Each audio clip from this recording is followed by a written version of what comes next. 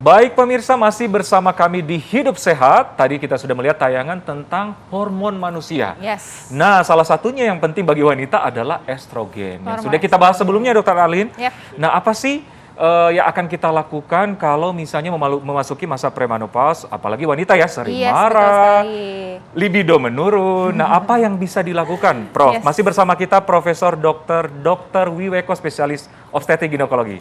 Ya, Prof? Halo, Prof? Ya, halo. Nah, Oke, baik Jelas Prof. suara saya? Nah, bisa nggak kita peroleh estrogen dari luar, Prof? Untuk mengobati Ya. menopause ini, Prof? Betul. Jadi begini, yang terpenting adalah bahwa seorang perempuan itu harus siap ya secara fisik maupun secara psikologi. Yang paling penting adalah kesiapan secara psikologis. Ya. Apalagi harus didukung oleh pasangannya atau suaminya. Bahwa masa menopause itu adalah masa yang normal sebenarnya. Menopause itu adalah fase non reproduksi. Jadi ada dua fase kehidupan dalam seorang perempuan. Pada seorang perempuan, satu fase bereproduksi, yang kedua fase non reproduksi. Dan menopause itu adalah perantaranya. Ketika masuk menopause, artinya dia sudah mulai tidak bereproduksi, dan itu normal. Jadi psikologis sangat penting supaya tidak timbul keluhan-keluhan klimakteris yang sangat berat.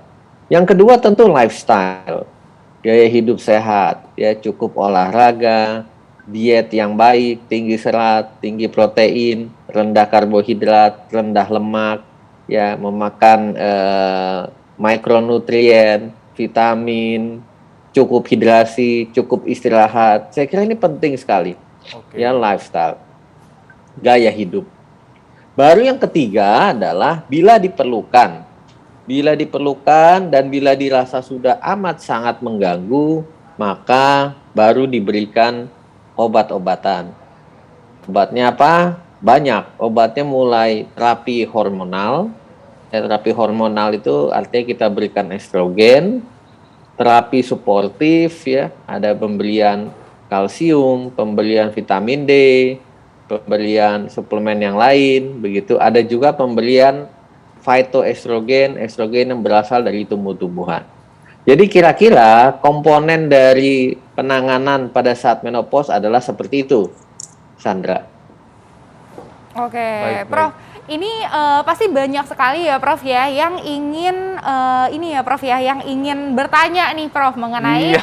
menopause nih ya. Menopause tadi. Biasa nih ya, Prof Menarik nih, ya. Prof. Salah satunya produser kita ya, Mbak Sandra ini itu juga mau tanya nih, Prof, gitu ya, bahwa yang namanya yang namanya menopause Terapi. itu sebenarnya bisa dihambat benar. nggak sih, Prof, Dengan sebenarnya gitu healthy, ya. dengan lifestyle 45 tahun gitu kan, biasanya kan orang-orang emang sudah mengalami pramenopause Iya. gitu. Ada nggak sih, Prof, misalnya kalau misalnya dengan kita itu gaya hidupnya Sehat. sehat gitu ya, misalnya makan makanan yang tinggi akan fitoestrogen gitu ya, itu apakah bisa premenopause-nya dihambat beberapa tahun gitu, Prof? Ya, Ya.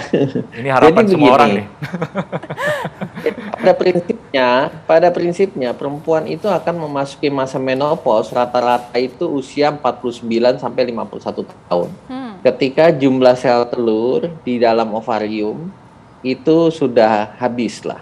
Karena sudah disetting tadi, lahir 1 juta, pubertas 400.000, umur 37 tahun tinggal 25.000, umur 50 tahun habis dia. Jadi tidak ada yang bisa menghambat. Yang kedua, ada beberapa tipe perempuan yang memiliki jumlah sel telur sangat banyak, lebih banyak dari yang lain. Baik. Secara genetik. Biasanya itu adalah perempuan yang mengalami kelainan sindrom ovarium polikistik atau polycystic ovary syndrome, PCOS. Dan ini biasanya perempuan seperti ini akan mengalami menopause lebih lambat, sedikit lebih lambat. Biasanya hanya 1, 2, atau 3 tahun lebih lambat dibandingkan perempuan yang lain. Karena dia memiliki jumlah sel telur yang secara genetik lebih banyak. Nah, kira-kira seperti ini. Yang ketiga, justru menopause bisa terjadi lebih cepat. Ada perempuan-perempuan yang di bawah 40 tahun dia sudah tidak haid lagi. Ini yang sering disebut sebagai menopause dini atau menopause prematur dan sebagainya. Ada lagi perempuan yang secara genetik dia tidak membawa telur yang cukup. Bahkan tidak pernah mens sama sekali. Harusnya umur 14-16 tahun dia menstruasi, dia tidak menstruasi. Kenapa? Karena ada masalah dengan hidung telurnya. Itu kita kenal dengan penyakit-penyakit sindrom Turner misalnya. Ada yang sempat menstruasi sebentar, 1, 2, 3 tahun, kemudian berhenti dia. Itu juga karena ada masalah dengan cadangan sel telurnya. Biasanya terkait juga dengan sindrom Turner. Nah, kira-kira seperti itu spektrum dari menopause pada seorang perempuan. Baik, Oke. Prof. Baik Prof. Nah, tips ini Prof, tips bagi masyarakat yang apalagi bagi wanita yang menjelang premenopause supaya dia siap dan setelahnya sudah mengalami menopause seperti apa melalui dengan baik Prof. Tipsnya Prof. Ya, yang pertama tentu para ibu, para perempuan harus yakin bahwa menopause ini adalah proses yang normal, proses yang alamiah terjadi. Setiap manusia, setiap perempuan pasti akan menopause. Ya, itu yakin. Yang kedua, perempuan ini juga harus yakin, seorang ibu harus yakin, apalagi dengan suaminya harus yakin bahwa menopause ini adalah sesuatu yang memang diciptakan oleh Tuhan untuk melindungi perempuan. Betapa tidak, kalau nggak menopause nanti orang perempuan umur 50 tahun hamil terus dong. Iya, benar juga. Umur 55 tahun, 60 tahun bisa hamil. Dan Menarik. itu justru akan lebih berbahaya. Betul, jadi ini adalah sebuah mekanisme untuk melindungi perempuan. Dan yang ketiga tentunya tadi, bahwa dengan keyakinan, ya dengan persiapan, secara psikologis siap, kemudian hidup seperti biasa saja, hanya gaya hidup sangat penting, gaya hidup sehat ya. Tidak merokok, tidak minum minuman beralkohol, ya. Kopi masih oke, tetap exercise, nutrisi yang baik, ya tetap senyum, ya selalu senyum, tidak mudah marah dan sebagainya. Itu sesuatu yang saya kira akan sangat banyak mengurangi kemungkinan terjadinya masalah klimakterik pada saat seorang perempuan memasuki masa menopause. Betul. Oke, demikian.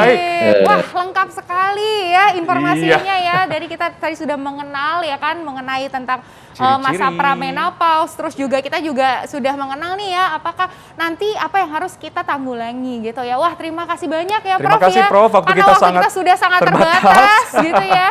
Nanti kapan-kapan kita akan berbincang lagi nih mengenai menopause karena ternyata banyak sekali ya tadi sudah sempat dibahas nih mengenai menopause dini dan sebagainya terapi gitu dan ya. sebagainya. Terima kasih banyak sekali lagi Prof. Iya, terima kasih Prof. Berarti sangat-sangat penting ya untuk wanita itu untuk berdamai dengan kenyataan. Berubah gitu mindset ya. juga Berubah mindset juga ya, harus benar-benar siap gitu ya menyongsong masa premenopause ya kan, yang itu adalah ini ya masa-masa di mana kita itu sudah non reproduktif gitu ya, dan juga itu juga kita benar-benar tapi bukan harus berarti siap. menghambat kita juga ya betul untuk berkarya atau beraktivitas. Setuju nggak Dokter Alin? Setuju sekali. Oke, tadi sekaligus mengakhiri perjumpaan kita kali ini. Tetap saksikan Hidup Sehat setiap Senin sampai Jumat jam 9 pagi. Yes, dan tentunya kalau misalnya kelewatan nih bisa lihat juga di Instagram kita nih di @hidupsehattv1.